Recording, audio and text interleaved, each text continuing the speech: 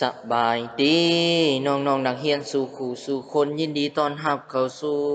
คอร์สอธิบายพิสูจน์วิจารณ์ผ่านออนไลน์สำหรับวันนี้น้องๆจะได้เรียนอยู่ใน EP ที่6เนาะอยู่ใน EP ที่6ซึ่งว่าถ้าน้องๆคนใดบ่เข้าใจหรือว่ามีปัญหาใดให้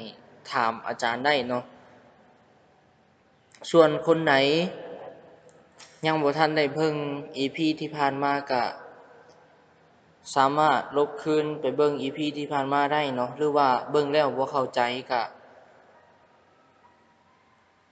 สอบถาม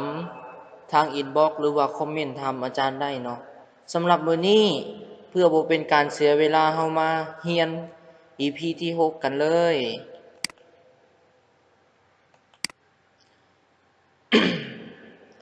สำหรับ EP ที่6เนาะเฮาจะได้เรียนเกี่ยวกับสุภาษิตที่ว่า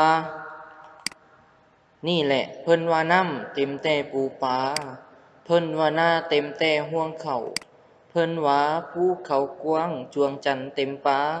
เห็นศิลาอยู่น้ำเป็นแก้วค่าแพงหรือว่ามีแก้วค่าแพงเนาะ ซึ่งหัวบทนี้เนาะเคยออกเสียงนักเรียนเก่งระดับแขวงของสวรรณเขตอยู่ในปีช่วงระยะปี 2015เนาะช่วงในปี 2015ซึ่งโรงเรียนตอนนั้นก็หมู่ของอาจารย์ก็ประมาณเซ็งได้ที่3เนาะของแขวงสวรรณเขตเลยถือโอกาสนี้มาสอนแล้วก็มาแบ่งปันน้องๆผู้ที่เกียมจะไปเซ็งนักเรียนเก่งเนาะ เฮามาเบิ่งโครงสร้างกันเลยเนาะปึ๊บตั้งปัญหาอยู่ในปัญหาที่เฮาจะได้อธิบายพิสูจน์วิจารณ์นั้นมีอยู่4ปัญหาเนาะก็คือ1น่ะแม่นนี่แหละเพิ่นว่าน้ำเต็มแต่ปูปลา2เพิ่นว่านาเต็มแต่ห้วงเขา3เพิ่นว่าภูเขากว้างจวงจันทร์เต็มฟ้า4หินศิลาอยู่น้ำเป็นแก้วคาแพงคือแนวใดเฮามาเบิ่งกันเลยเนาะ อ่าการตั้งปัญหาก็คือ1กล่าวถึงความอุดมสมบูรณ์ของธรรมชาติโดยย่อกล่าวคือในไหนน้องๆสามารถเขียนขึ้นต้นว่าประเทศเฮาเป็นประเทศหนึ่งที่มีความอุดมสมบูรณ์ไปด้วยทรัพยากรธรรมชาติประกอบด้วยทรัพย์ในดินสินในน้ำดินดำน้ำซุ่มอู่เขาอูป่าเหมาะแก่การปลูกฝังเลี้ยงสัตว์ ซึ่งยังยาวอยู่ในตลอดเหนือถึงใต้ ฉะนั้นจึงสอดคล้องกับคำสุภาษิตที่ว่านี่แหละเพิ่นว่าน้ำเต็มแต่ปูปลาเพิ่นว่านาเต็มแต่ห่วงเขาเพิ่นว่าภูเขากว้างจวงจันทร์เต็มป่าหินศิลาอยู่น้ำเป็นแก้วค่าแพงอ่า กำหมายความว่าตนอิฐเฮากล่าวโดยรวมถึงความอุดมสมบูรณ์ของธรรมชาติบ้านเกิดเมืองนอนของเฮาเนาะแน่นอนน้องๆก็คงจะรู้จักว่าประเทศชาติหรือว่าบ้านเกิดของเฮานี่มันเป็นประเทศหนึ่งที่ว่ามีความอุดมสมบูรณ์เต็มไปด้วยทรัพย์ในดินสินในน้ำเนาะและจากนั้นเฮาเปรียบเทียบใส่คำสุภาษิตก็คือตัวนี้เนาะเฮาเปรียบเทียบใส่จึงสอดคล้องกับความสุภาษิตที่ว่าหมายความว่าเฮาเปรียบเทียบแล้วเนาะตัวนั้นเนาะแล้วก็เฮาเขียนสุภาษิตคืนสำหรับการตั้งปัญหาก็หมดเพียงเท่านี้เนาะบ่มีหยังหลายขอแต่เฮาฮู้สเต็ปในการเขียนมันก็จะบ่สับสนแล้วก็บ่เป็นปัญหาให้กับน้องๆเฮามาเบิ่งข้อที่2กันเลยเนาะข้อที่2ก็คือการแก้ไขปัญหาปึ๊บการแก้ไขปัญหานี้มันจะเป็นอะไรก็คืออาจารย์ได้ว่าแล้วเนาะอยู่ในคำสุภาษิตนี้เขาจะได้อธิบายพิสูจน์อยู่4ปัญหาก็คือแต่ละบาทแต่ละบาทหรือว่าแต่ละแถว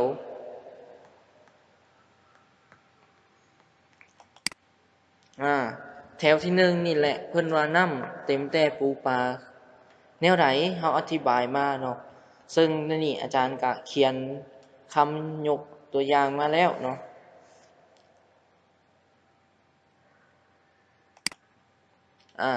อยู่ในน้ำที่อุดมสมบูรณ์ไปด้วยปูปลานานาชนิดแล้วก็เฮาก็สามารถเขียนไปต่อหรือว่าน้องๆอยากเว้าโดยรวมก็ได้พื้นแผ่นดินของชาติลาวเฮานี่มีความอุดมสมบูรณ์หั่งมีไปด้วยทรัพยากรธรรมชาติมากมายกายกองในนั้นก็ยังมีห้วยห้องคลองบึงแม่น้ำลำเซซึ่งแม่น้ำเหล่านั้นเป็นสิ่งจำเป็นและสำคัญในการดำรงชีวิตของมนุษย์เฮาเพราะว่าแม่น้ำเหล่านั้นมันมีทั้งอาหารอยู่ในหันเนาะมันมีอาหารการกินอยู่ในหันอาหารการกินคืออะไรเมื่อเฮามีแม่น้ำลำเซแล้วเฮาก็ต้องมีปูปลาและน้ำในการหาอยู่หากินอันนี้คือขีดหน้าตัวนี้อาจารย์ยกให้มาเบิ่งคร่าวๆแต่ว่าเวลาพวกน้องไปอธิบายแม่นไปขยายความออกอยู่ในน้ำที่อุดมสมบูรณ์ไปด้วยปูปลานานาชนิดคือว่าในนั้นหมายความว่าเมื่อมันมีห้วยห้องคลองบึงแล้วแน่นอนมันต้องมีปูปลาน้ำอาหารการกินอยู่ในหันคนเฮาจำเป็นหลายในการดำรงชีวิตและก็ถ้าว่าเฮามีห้วยห้องคลองบึงในการหาอยู่หากินคนเฮาก็สะดวกสบายในการดำรงชีวิตเฮาก็เว้าไปเนาะเฮาเว้าไปเฮาเขียนไปเนาะหวังว่าน้องๆคงจะคิดภาพออกเนาะอยู่ในปัญหาตัวนี้และสมมุติว่ามันบ่มี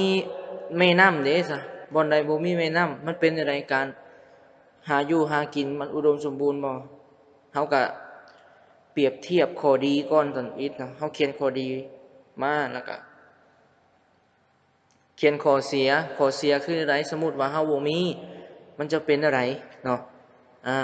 ปัญหาตัวที่2เนาะปัญหาตัวที่2แม่นเพิ่นว่าหน้าเต็มแต่ห่วงข้าวอยู่ในนี่อาจารย์ยกตัวอย่างมาให้เนาะอาจารย์ยกตัวอย่างขีดหน้ามาให้ก็คือประเทศลาวเฮามีทงเพียงและผู้ดอยเหมาะแก่การปลูกฝังเลี้ยงสัตว์เฮ็ดไร่เฮ็ดนาแบบนี้เฮาก็เว้าไปเนาะเฮ็ดไร่ไถนาเหมาะแก่การทำเกษตรกรแบบนี้เฮาก็เว้าไป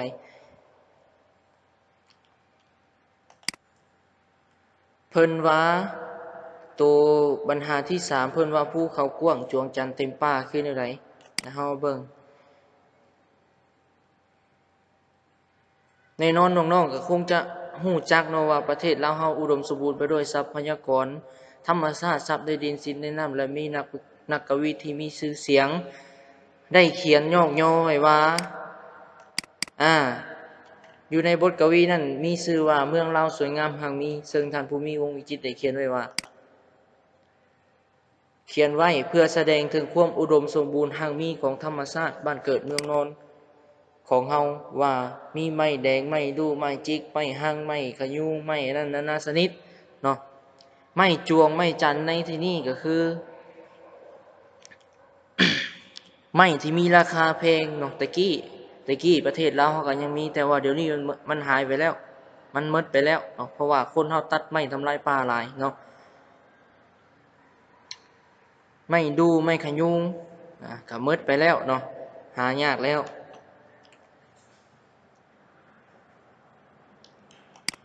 เฮามาเบิ่งปัญหาตัวที่4หินศิลาอยู่น้ำเป็นแก้วค่าแพงอยู่นี่อาจารย์เขียนผิดเนาะก็บ่เป็นหยังหินศิลาอยู่น้ำเป็นแก้วค่าแพงคือแนวใดเป็นหยังคือว่านี่นั่น